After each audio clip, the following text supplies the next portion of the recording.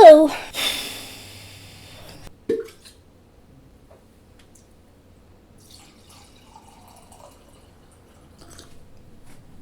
A 3-year-old picked this shirt out for me. Do you like it? Okay, hello, I'm Hannah. Welcome to Quest for the Worst, where we seek out the worst movie ever made. Halloween is over, but spooky season is still with us. So we are still watching horrible horror movies. Tweet me if you have suggestions. But first, thank you to everyone who has pre-ordered Little Birds. There is 1 week left in the pre-sale giveaway, so enter now because we're giving something away this week, 1 thing next week, and then 3 things in the live stream on release day on November 16th. I should know that without looking. So enter now while you still can, and you can win signed copies of Little Birds, notebooks, candles, stickers, bookmarks, creative writing critiques. There's literally an open comment section where you can request your own gift. The sky is the limit, my friends. This week's winner is Noah Peace. Thank you for pre-ordering, Noah. You get a free signed copy of Little Birds and my affection. What was that guy's name from Sky High?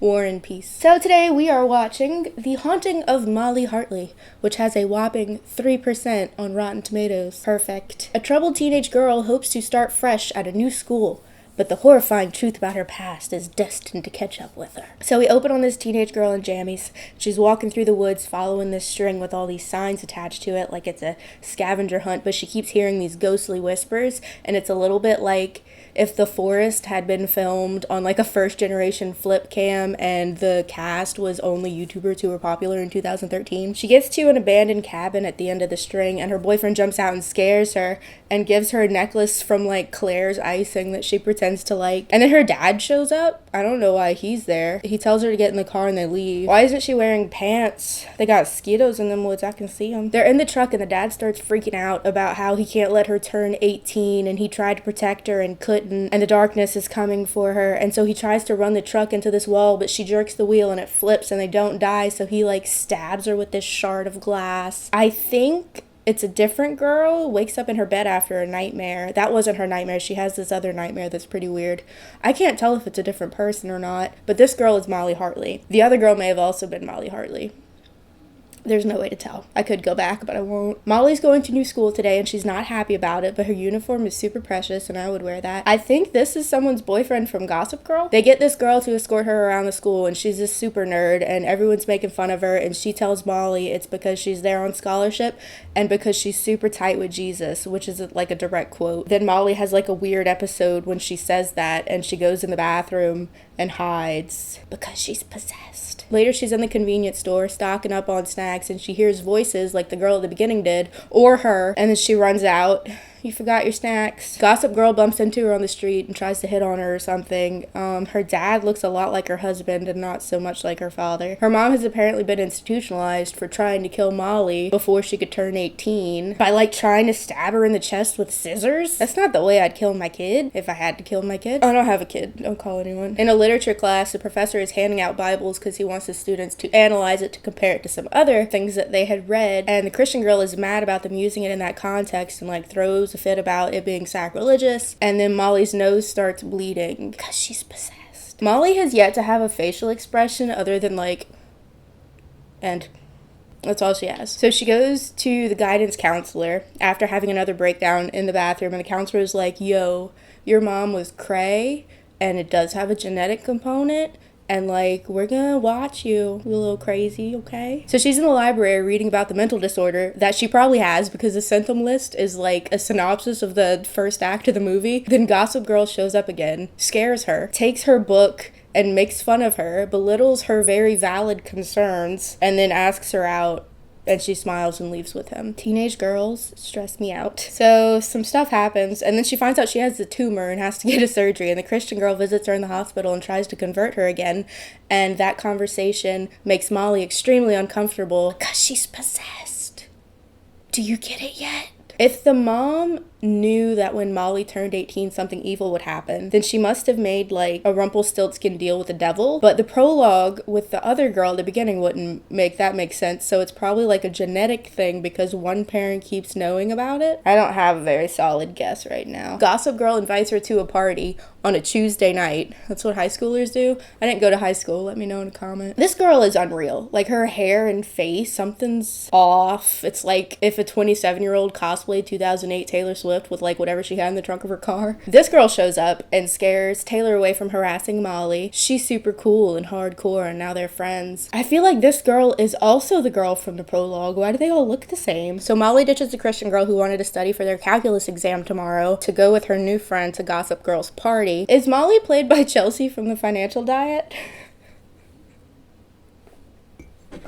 So she's at the party dancing with the boy, and then Taylor Swift, who is apparently the boy's ex-girlfriend, comes and tries to fight her, and Molly just like breaks her arm with her little hands. Then she tries to walk home because her new friend doesn't want to leave yet. She finds a payphone and calls her dad and hallucinates her mother trying to kill her again, which has happened like 17 times. I don't know if I've mentioned it. The Christian girl is still trying to reach out to Molly. Do you want to bet that she tries to either exorcise or kill Molly before the end of the movie? Because that's where I'm at. There have been so many cranked up volume jump scares of things that aren't scary this whole movie, but they literally just had one for the mail being delivered. So Molly's mom shows up in the bathroom and talks about how the nurse let her out because she believed her. So I guess we're supposed to think this isn't a hallucination this time, even though she's been vividly hallucinating her the whole movie. And she tells Molly that she was stillborn, and this witchy woman showed up and Rumpelstiltskin did. So they were given 18 years with Molly, and then she's supposed to join like the evil League of Evil afterward. She chucks her mom over the banister and her mom dies.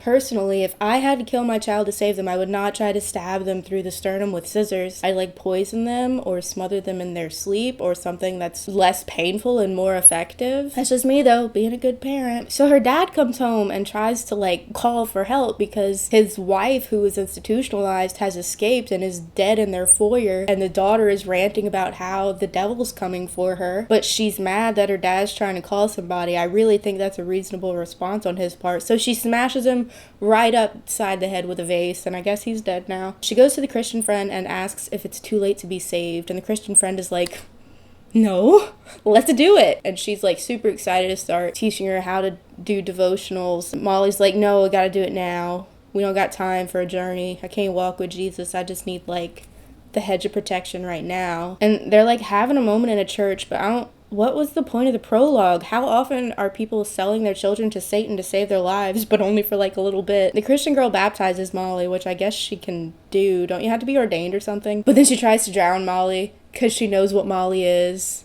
So Molly fights her and slams the girl's head into the wall, and the girl dies. Molly's just a reign of terror, and she doesn't even belong to the devil yet. Gossip Girl shows up out of nowhere. He's always just like trolling the streets. She tells him everything, and he's like, wow, girl, you cray. But then he goes into his house to get money so they can run away together. That's an interesting choice. He's gone for about 40 seconds before she gets suspicious and follows him into the house. And he's inside with a birthday cake, and he's like, happy birthday, Molly. And she's like, that's weird.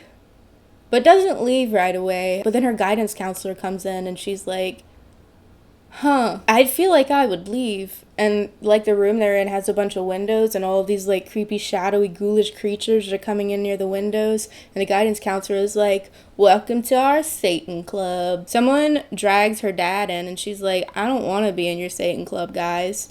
And the guidance counselor is like, well, since your parents made the pact with the devil, maybe if you kill your dad, like, it'll be fine. But she already killed her mom, so that feels fake. She ends up stabbing herself a bunch of times instead, but it's already past midnight, so guess she's immortal. What about other time zones where she's not 18 yet? Could she travel to those? What if she were born somewhere else? Why is it exactly midnight? I don't like when supernatural things happen on like arbitrary timelines. It's weird. So then we smash cut to her graduating, giving this amazing valedictorian speech. Her hair looks wonderful and her life is like really good. She's super cool. She's dating the hot rich guy. So the whole movie is her straight up sobbing and bleeding and suffering every scene, ostracized from her peers, being gaslit by everyone, completely miserable. But then the devil gets her soul, and the last minute and a half of the movie is her just out here living her best life. I guess the moral is to barter your children's souls to Satan so they can be cool adults. So now my suggestions for making this movie better. Number 1, what if Molly had facial expressions? Number 2, there's no suspense. It's all just the cranked up audio effects for the jump scares. And none of them are scary. Like Saya jumped, but it's because she's a dog and it hurt her ears. So without even refilming anything,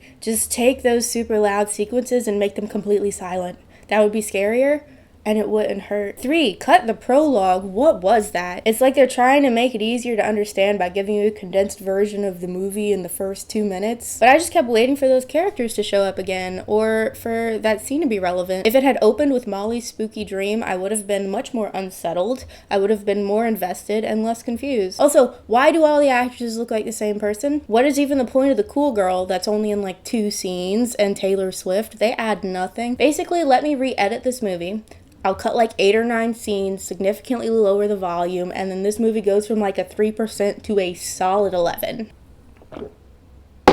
Thank you so much for watching. Thank you for pre-ordering Little Birds, and super duper thank you to my patrons for sponsoring this video, especially Micah. Happy birthday, Micah. Michael just got his first short story published, so go tell Micah happy birthday and congratulations in the comments because I love and adore him. If you want to become a patron, you'll get video shout outs, you'll get early access, you'll get blooper reels, behind the scenes stuff, you get to know the Quest for the Worst movies way before I watch them so that you can watch them too. That makes it more fun. Higher up in the tiers, you get monthly creative writing critiques. You get access to my old vlogs, and everyone gets my undying affection.